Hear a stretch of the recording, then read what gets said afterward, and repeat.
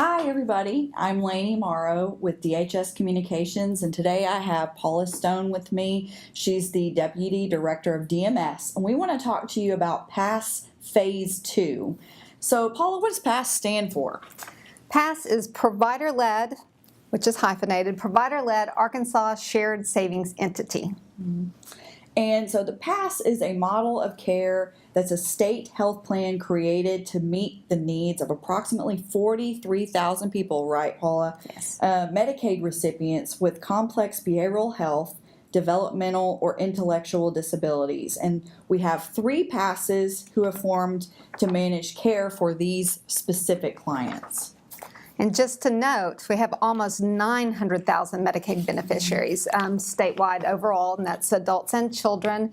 And so you can kind of get that percentage. Only 43,000 are in part of the PASSE. Right. And so these 43,000 people, for the PASSE, the only people who are in the PASSEs are individuals who are receiving services through the DD waiver, individuals who are on the DD waiver wait list, people who are in private DD intermediate care facilities, and individuals who have a behavioral health diagnosis and they've received an independent assessment that said they need services in tiers 2 or 3, right? That is correct. So we want to let y'all know these are the PASSEs: Arkansas Total Care, Empower Healthcare Solutions, and Summit Community Care. And we've given you their phone numbers and their websites. But a couple of these are also known as some other things when you look in the system. Arkansas Total Care is known as ATC, right? Correct. And Summit Community Care, it can also be known as APC or APC PASSE or Arkansas Provider Coalition. That's what APC stands That is for. correct. So, Paula, what are the PASSEs doing? Well, the PASSE's functions have changed. If you've been involved in the PASSE thus far, you know, in February of 2018, we started a program in which the PASSEs did care coordination only. So everyone continued to receive services in the way that they had always received services.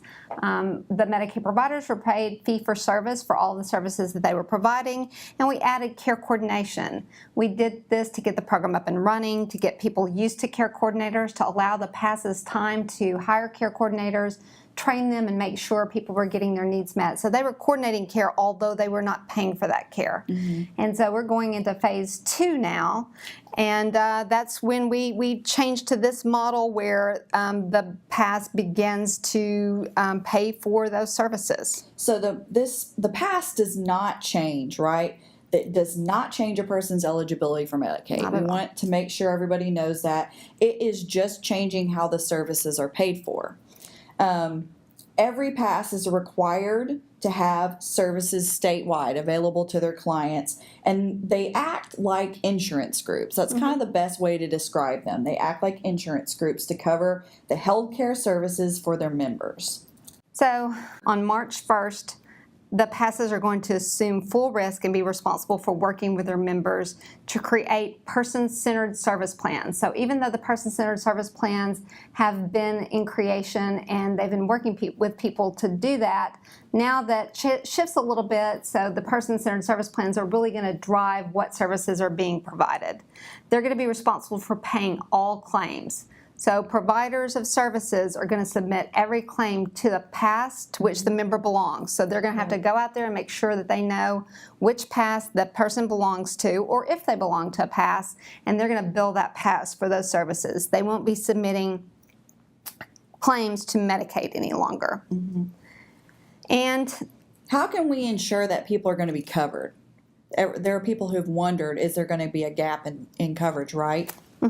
There is not going to be a gap in coverage. So as we talked about a little earlier with the PASSEs being able to ramp up, as they got a beneficiary assigned to them and they became a PASSE member, they got all of the claims information on that beneficiary, all the services that they had been being provided.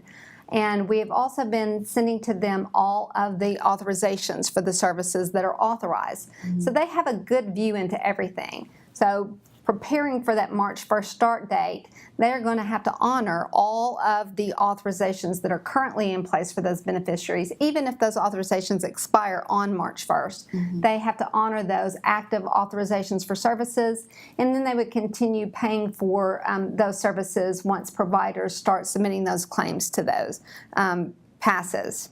So the PASSEs have agreed to cover people for a minimum of 60 days, right? That's right. As a transition that helps ensure that no one will lose coverage starting March 1st.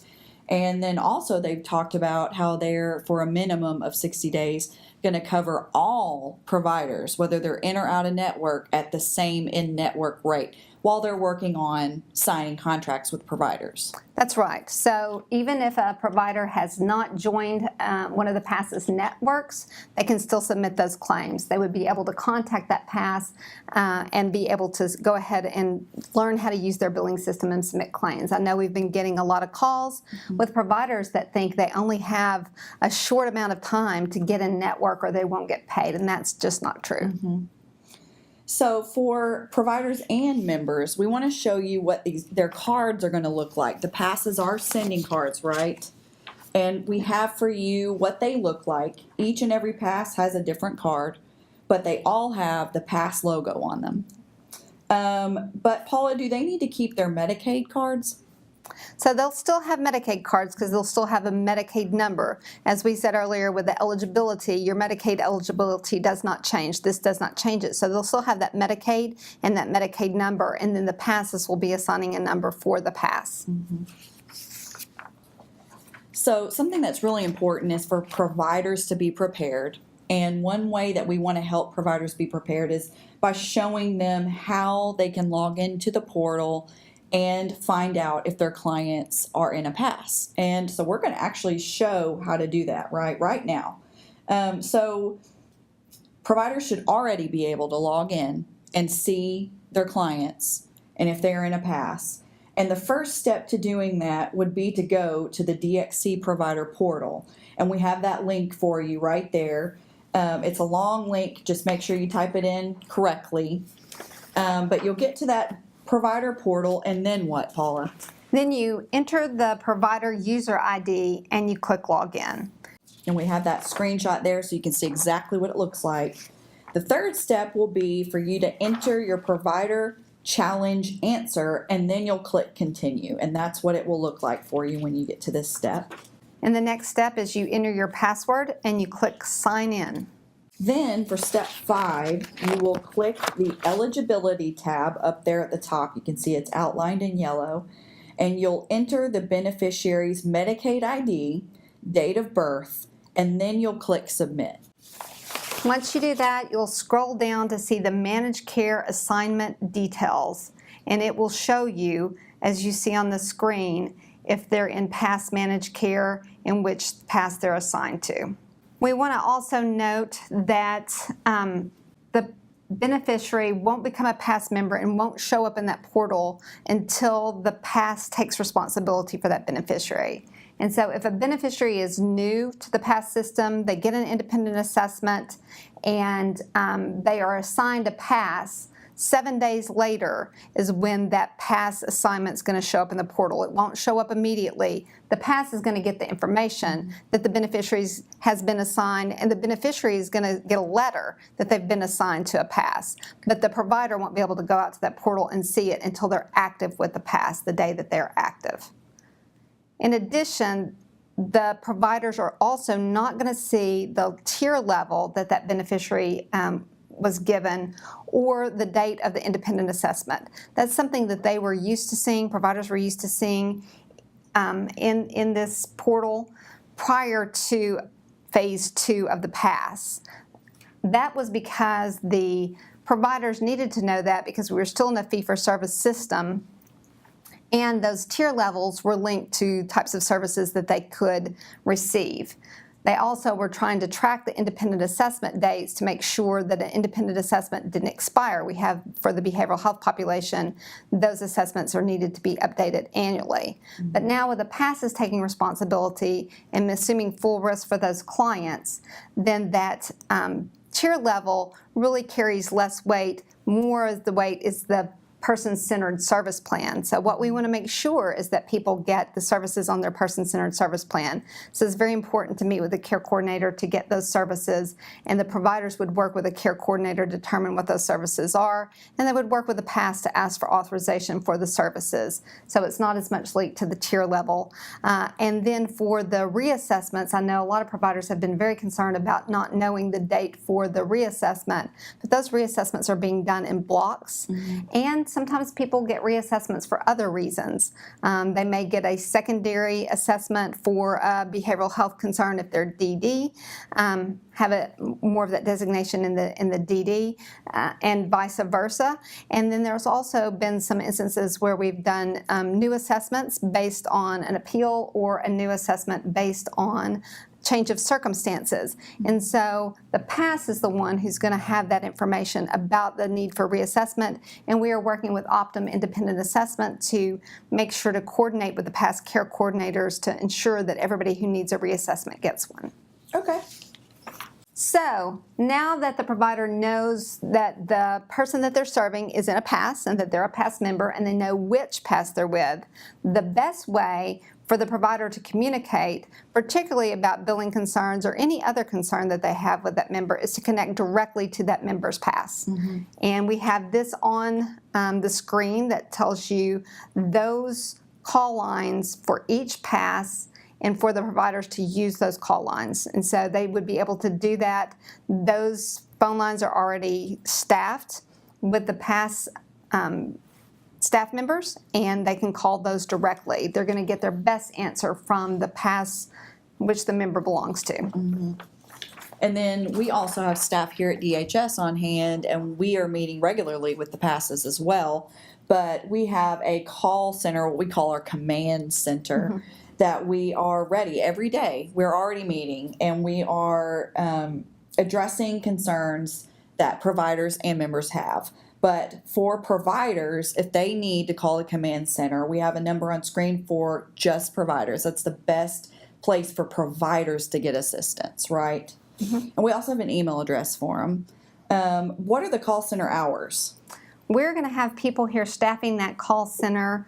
We began that Tuesday, February the 19th, and we're going to stay open with all those call lines through May the 31st, which is a Friday. We are here from 8 a.m. to 6 p.m., and we're answering calls every day, all day. And we're open from 8 a.m. to 8 p.m., especially that first weekend. March 1st is a Friday. And so we just want everyone to know we will be here working and ready to answer any possible issues that may arise that first weekend that PASSes are live. Yeah, we absolutely do not want any beneficiary to go and try to obtain a service over the weekend and be concerned that they're not going to get their needs met. We don't want a provider to turn someone away because they don't understand the new system. So if you, as a provider, have any questions, make sure you call those numbers. And we have created this guide that we just actually walked through, but we have created it in a handy guide there that you can print for yourself. This is what it looks like. It's available on our website, pass.arkansas.gov. And we have different DHS vendors that work with providers and provide support for providers that have these in poster versions and flyer versions. So they should be coming out to providers this week and next week and throughout the month of March. So what if clients need help? There are numbers for clients specifically too, right?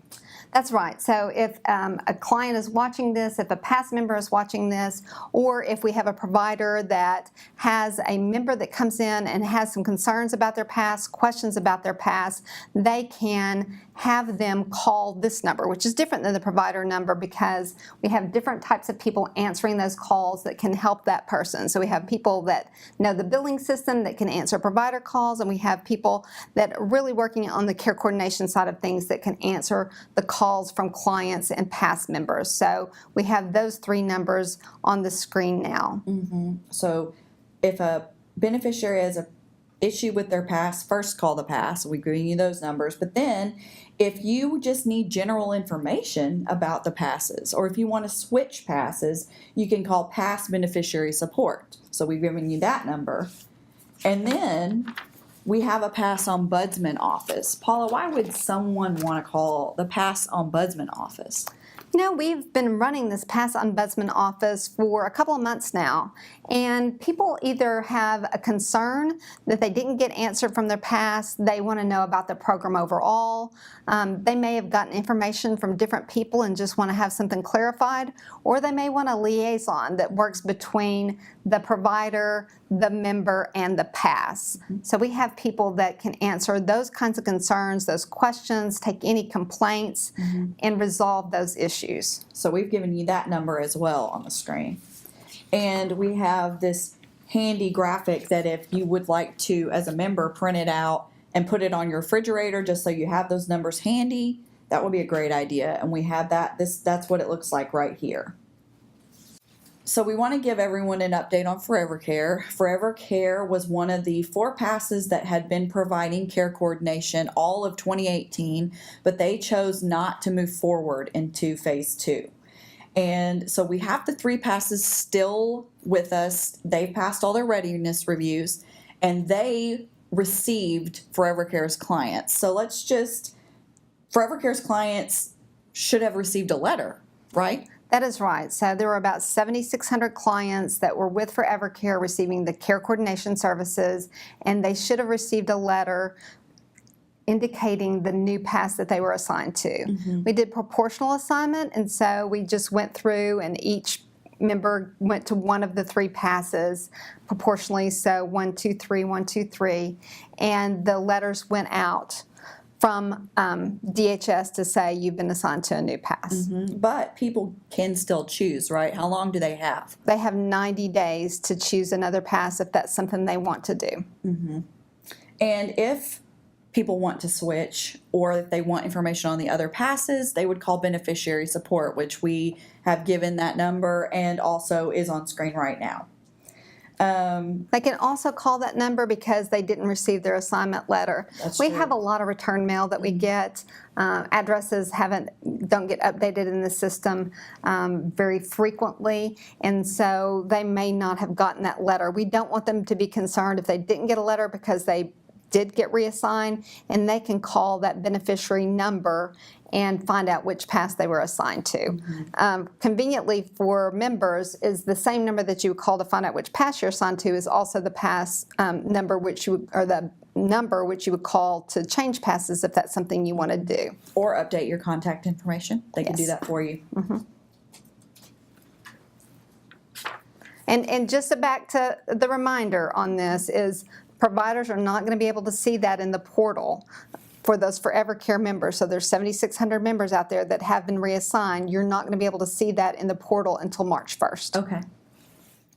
For the most updated information, make sure you visit our website at www.pass.arkansas.gov.